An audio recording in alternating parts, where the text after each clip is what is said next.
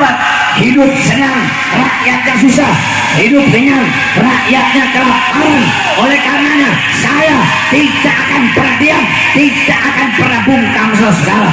Walaupun saya harus mati, walaupun lidah saya harus dipotong musuh-musuh Allah oleh para pengkhianat bangsa, oleh para koruptor, sekalipun saya punya badan harus dipotong-potong menjadi beberapa bagian, menjadi potongan-potongan kecil untuk menghentikan suara-suara kebenaran saya, untuk menghentikan saya menyampaikan yang benar itu benar. Demi Allah, jangan dipotong-potong, saya tidak akan berhenti. Jangan dicincang-cincang, saya tidak akan berhenti. Malah semakin dipotong-potong, semakin dicincang dengan dibunuh. Demi Allah, akan semakin saya teriakkan suara-suara kebenaran di negara kesatuan.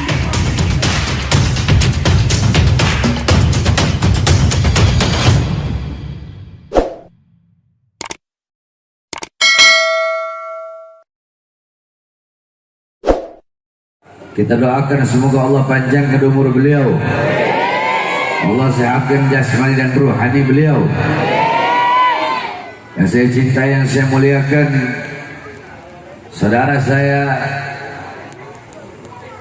yaitu Abang Abdul Aziz beserta seluruh keluarga besarnya, beserta seluruh keluarga besar almarhum Bapak RH Mastam dan Ibu Hajah Aminah, seluruh keluarga besar beliau yang pada malam hari ini kita mengadakan acara haul akbar daripada beliau berdua. Mudah-mudahan Allah Subhanahu wa taala mengampuni dosa-dosa beliau, Allah rahmati beliau-beliau dengan pandangan rahmat, pandangan kasih sayang, pandangan pengampunan. Allah muliakan beliau-beliau dengan berjumpa dengan baginda Nabi besar Muhammad sallallahu alaihi wasallam. Sedikit saja saudara-saudara, karena saya masih banyak acara lagi. Saudara-saudara, sedikit saya bahas tentang haul. Haul itu memiliki 3 makna. Perhatikan, haul memiliki 3 makna. Makna yang pertama, arti yang pertama, haul itu artinya adalah sekeliling, sekeliling, sekitar.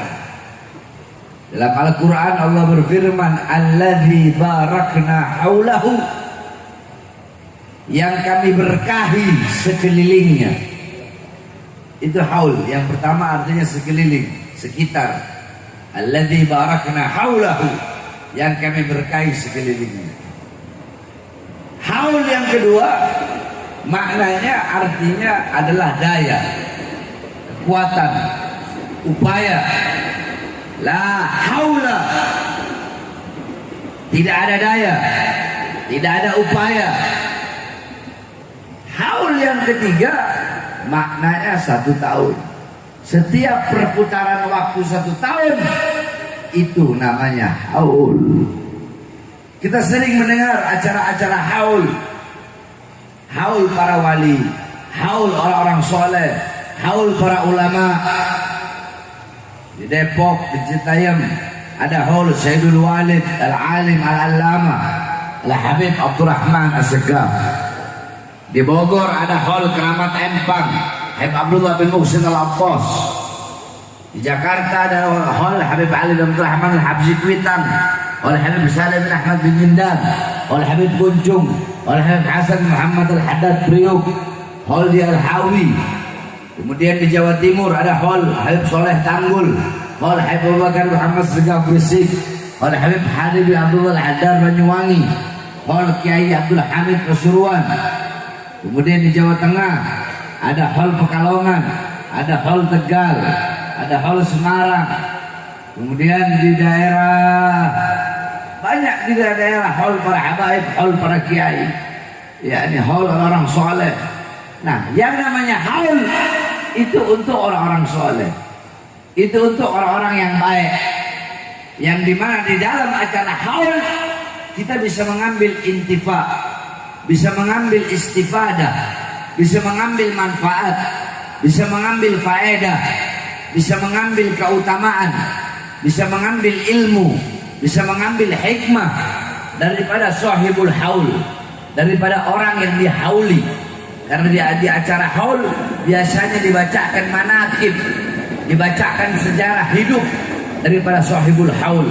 Bagaimana ini orang ini sahibul haul ketika masih hidup, ilmunya, akhlaknya, adabnya, budi pekertinya, ibadahnya, zuhudnya, qanaahnya, amar ma'rufnya, nahi mungkarnya, keberaniannya seperti apa, sehingga kita bisa menjadikan beliau-beliau sebagai teladan, sebagai uswah, sebagai qudwah, sebagai pedoman dalam kehidupan kita sehari-hari.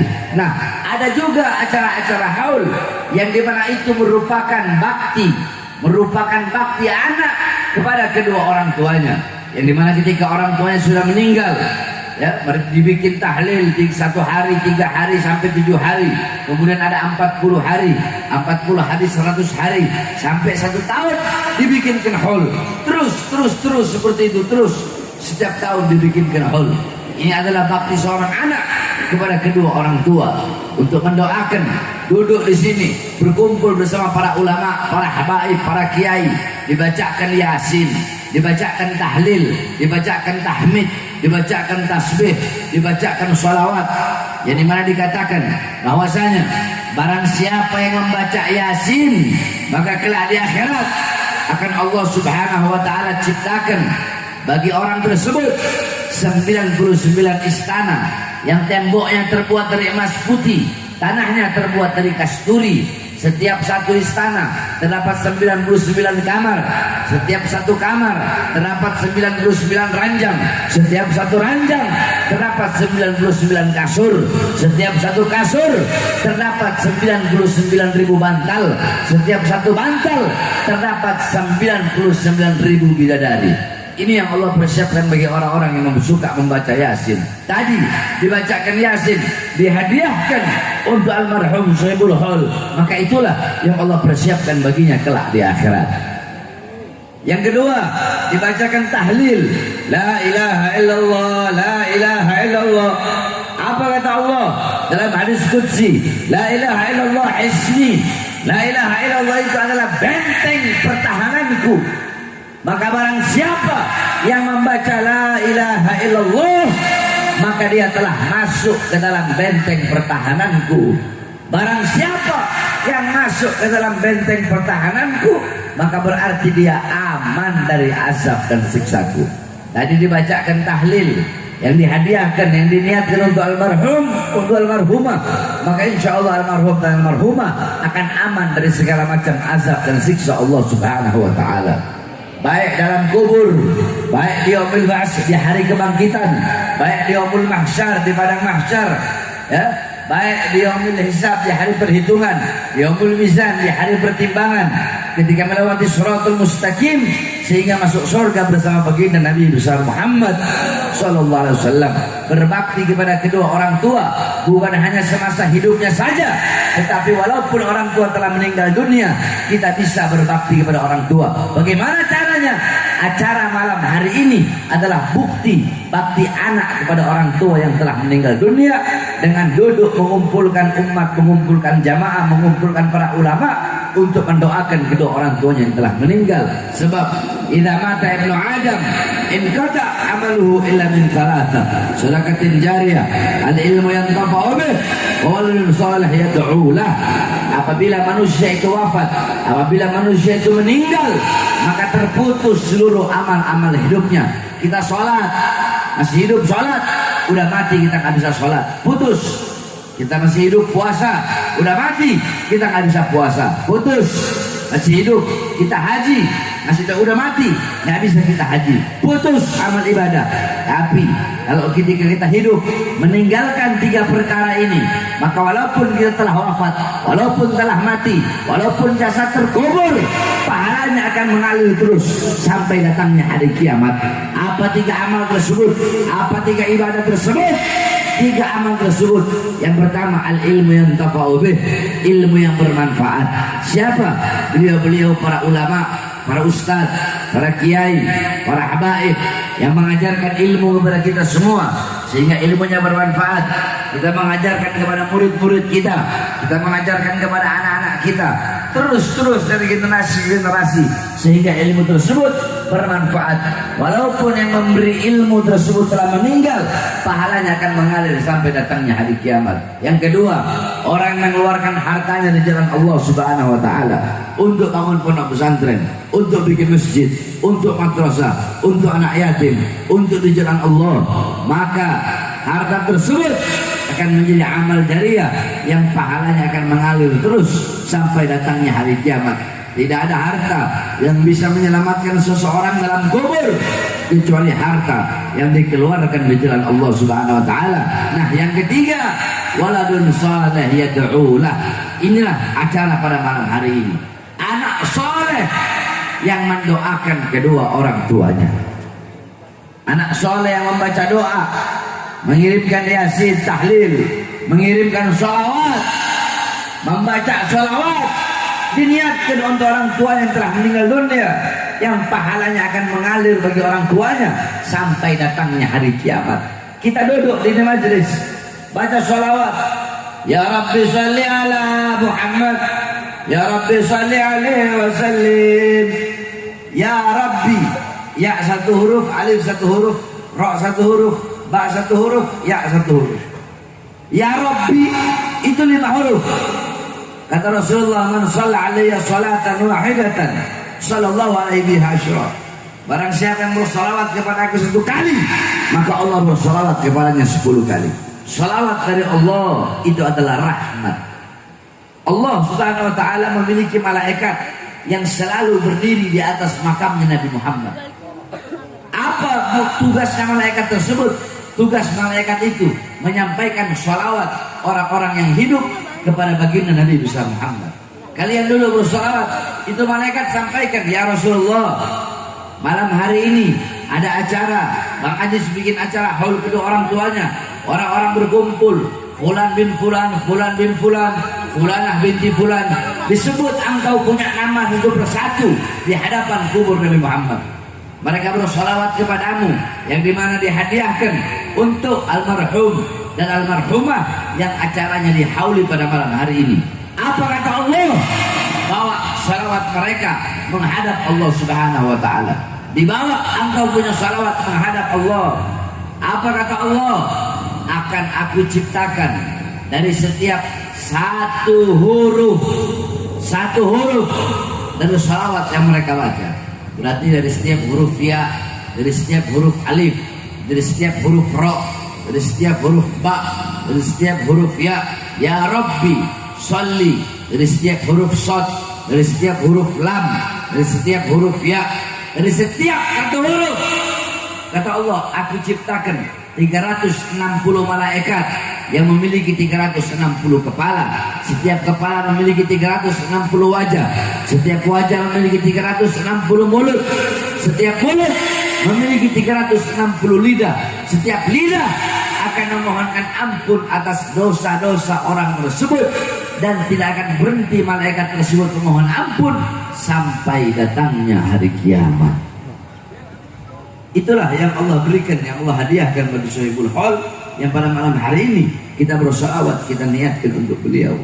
Oleh karenanya pesan saya, wasiat saya, saudara-saudara sekalian yang dimuliakan oleh Allah, pada acara hall yang berbahagia pada malam hari ini banyak berkumpul para ulama. Jangan jauh dari ulama, bapak-bapak, ibu-ibu, apalagi para pemuda-pemudi. Jangan engkau jauh dari para ulama, jangan jauh dari orang-orang soleh, jangan jauh dari para habaib, jangan jauh dari para kiai. Ikuti beliau-beliau, cintai beliau-beliau, karena beliau-beliau adalah penerus perjuangan Nabi Muhammad. Beliau-beliau penyambung lidah Nabi Muhammad. Beliau-beliau adalah yang menerima tongkat estafet perjuangan Nabi Muhammad. Al ulama warasatul anbiya. para ulama adalah pewaris para nabi. Al ulama amanah rasul. Para ulama adalah kepercayaannya Rasul. Rasulullah mempercayakan, mengamanahkan ini agama, ini Islam, ini iman, ini sholat, ini takwa, ini ilmu, ini amal, ini ibadah, bukan kepada siapa-siapa melainkan kepada para ulama. Maka dekati para ulama. Almar'u ma'aman ahab. Seseorang kelak di akhirat akan dikumpulkan bersama orang yang ia cintai. Yuhibbal qaum yalhaq bil jamaah. Pecinta suatu kaum akan berkumpul dengan kaum yang ia cintai. Jikalau engkau cinta ulama, engkau cinta orang-orang soleh, engkau cinta orang-orang yang dekat kepada Allah, yang patuh, yang tunduk kepada Allah, di akhirat engkau akan dikumpulkan bersama beliau-beliau di bawah naungan Rasulullah SAW.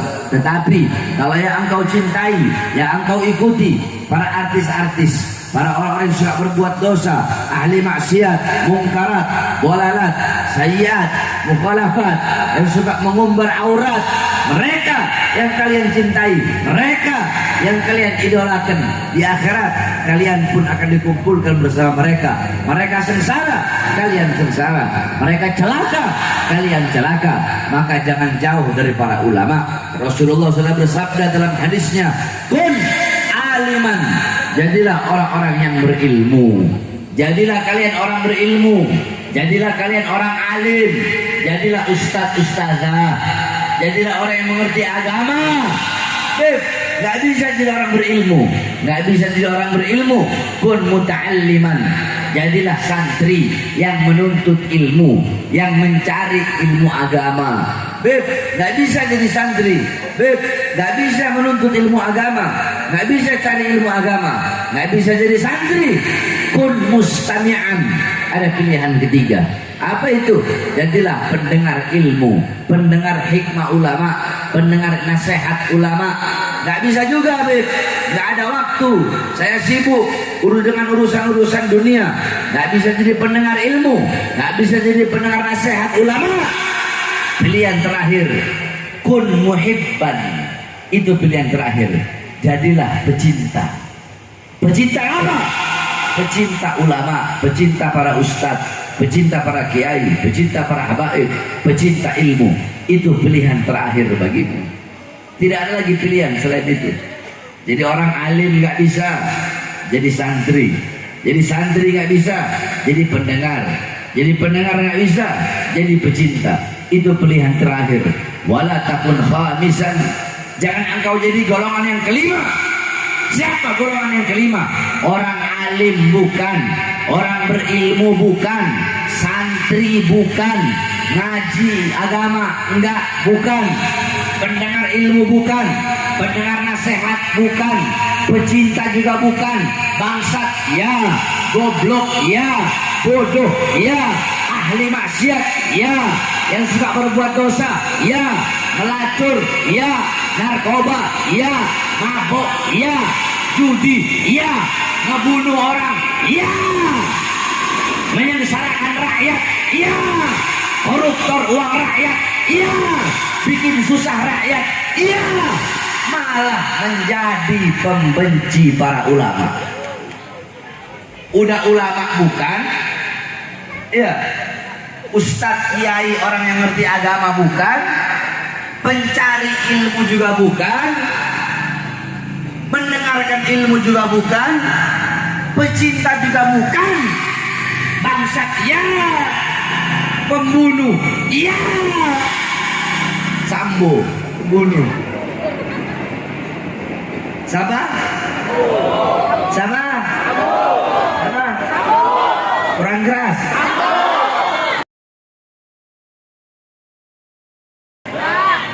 Kan fakta nyata.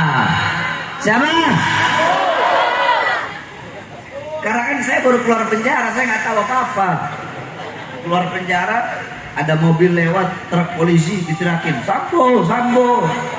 Kenapa ini, ada apa memang? Saya lihat, oh Sambo bunuh orang, ajudannya dibunuh sama dia dengan sadis. Siapa? Makarallah. Allah tidak diam, Allah tidak buta, Allah tidak peduli. Saudara-saudara, satu nyawa anggota kepolisian hilang, dibunuh oleh petingginya, dibunuh oleh sang jenderalnya. Satu Indonesia gempar sampai keluar sana. Semua ditangkap, diproses, diadili. Semua jenderal-jenderal turun. Satu nyawa. Tapi ketika 6 nyawa yang hilang, kemana para jenderal-jenderal itu? Betul. Harus adil dong. Jangan karena mentang-mentang yang meninggal di polisi, terus semua jenderal turun ikut, semua langsung sambonya ditangkap, sambonya ditahan. Nah, terus yang 6 nyawa ini, apakah mereka bukan manusia? Apakah mereka binatang? Apakah mereka tidak punya bapak? Apakah mereka bukan lahir dari rahim seorang ibu? Apakah mereka tidak memiliki anak dan istri? Mereka adalah orang-orang yang dimana ibu-ibu mereka kehilangan anaknya, bapak-bapak mereka kehilangan anaknya, istri-istri mereka menjadi janda, anak-anak mereka menjadi yatim. Bukankah mereka rakyat Indonesia? Bukankah mereka pribumi Indonesia yang harus juga mendapatkan keadilan di negara Indonesia, saudara? Giliran satu orang yang meninggal,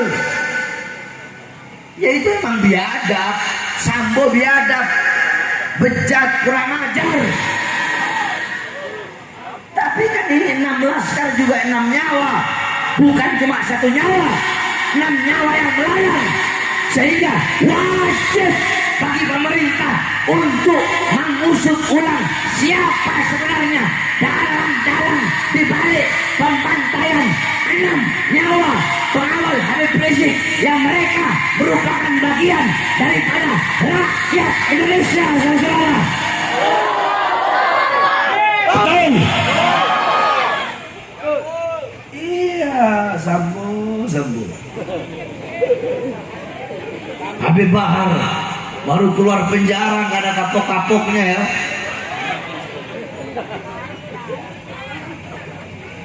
Habib Bahar baru keluar penjara 2 hari tahun 2020, baru 2 hari keluar udah dibawa ke Nusa Kambangan, ditahan lagi. 2021 bebas, akhir bulan masuk penjara lagi 7 bulan, baru keluar lagi. Kok nggak kapok-kapok Habib Bahar? Tidak ada kata kapok bagi Bahar bin Smith dalam menyampaikan kebenaran. Tidak ada kata kapok, tidak ada kata capek, tidak ada kata lelah di dalam menyuarakan kebenaran, di dalam menyampaikan yang hak itu hak, yang batil itu batil. Coba kita lihat, saudara-saudara. Sekarang makin hari makin rusak. BBM naik, betul. Saya tanya semua yang ada di sini, rakyat atau bukan? Woi, rakyat atau bukan? Rakyat atau bukan?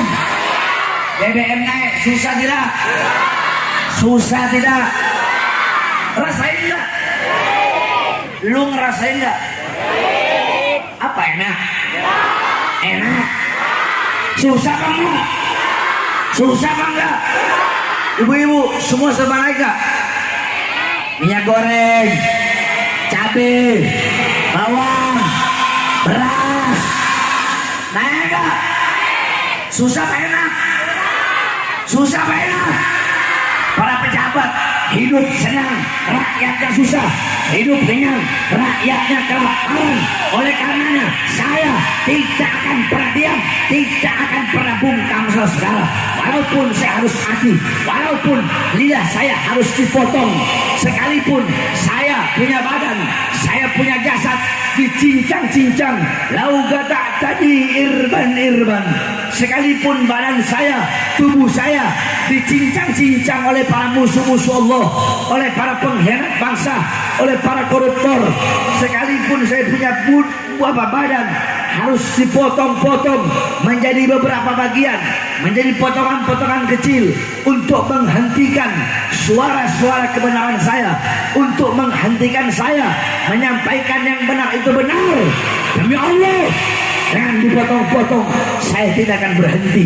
Jangan dicincang-cincang, saya tidak akan berhenti. Malah semakin dipotong-potong, semakin dicincang dengan dibunuh. Demi Allah, akan semakin saya teriakkan suara-suara kebenaran di negara kesatuan Republik Indonesia, saudara. Saya tanya semuanya, siap sampaikan kebenaran? Siap sampaikan kebenaran? Risikonya di penjara, siap? Siap. Benar. Sekarang ngomong siap. Berhadapan sama polisi, ampun Pak.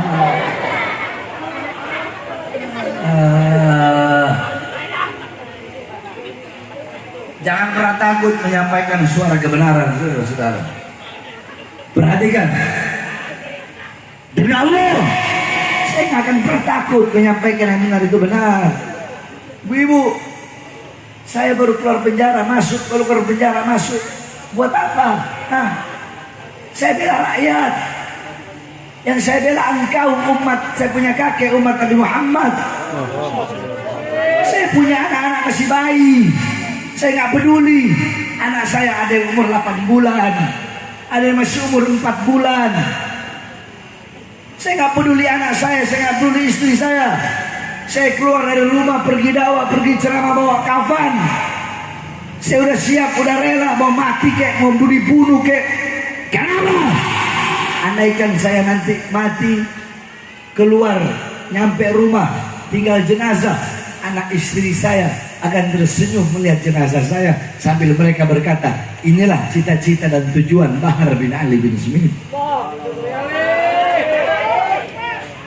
Bapak-bapak, ibu-ibu, suara-suara kebenaran yang saya sampaikan tidak akan membuat tidur para pengkhianat bangsa menjadi nyenyak. Suara kebenaran yang saya sampaikan akan membuat tidur mereka melelahkan, akan membuat tidur mereka tidak nyenyak, tidak lelap, akan menjadi mimpi buruk bagi mereka. Suara-suara kebenaran yang saya sampaikan akan menjadikan mereka mengingat dosa-dosa mereka. Oleh karenanya saya wasiatkan, jangan pernah takut untuk menyampaikan dan menyuarakan kebenaran. Saya tanya semua sekali lagi, bapak-bapak, ibu-ibu, pemuda-pemudinya, semua yang ada di sini, siap disampaikan kebenaran? Siap sampaikan kebenaran? Siap sampaikan yang hak itu hak? Siap sampaikan yang batil itu batil? Apapun resikonya siap? Siap bela Islam? Siap bela ulama? Siap bela rakyat? Siap bela NKRI? Siap bela bangsa? Siap bela Indonesia? Allahu Akbar!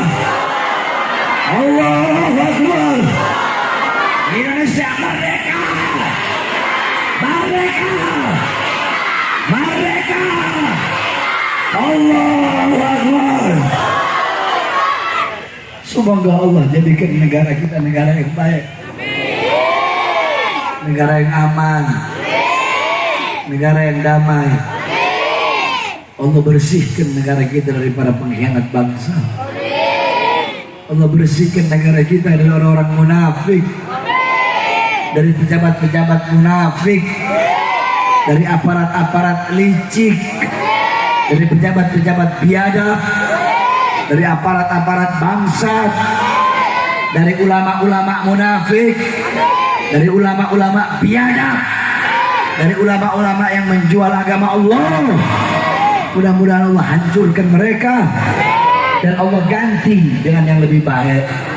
Amin amin ya rabbal alamin. Bismillahirrahmanirrahim. Allahumma yazaka khairal as'alah اللهم اطلب منا اللهم اطلب اللهم افتح لبلدنا ولأهل بلدنا الإندونيسيا فتوحة الأرشية والرحمة والبركة. اللهم انصرنا من قوم الظالمين والفاجرين والفاسقين والكاذبين والكافرين، وانصرنا من الأمراء الظالمين وسلطان الجاهلين. وصلى الله على سيدنا محمد وعلى آله وصحبه وسلم والحمد لله رب العالمين. والعفو منكم. والسلام عليكم ورحمة الله.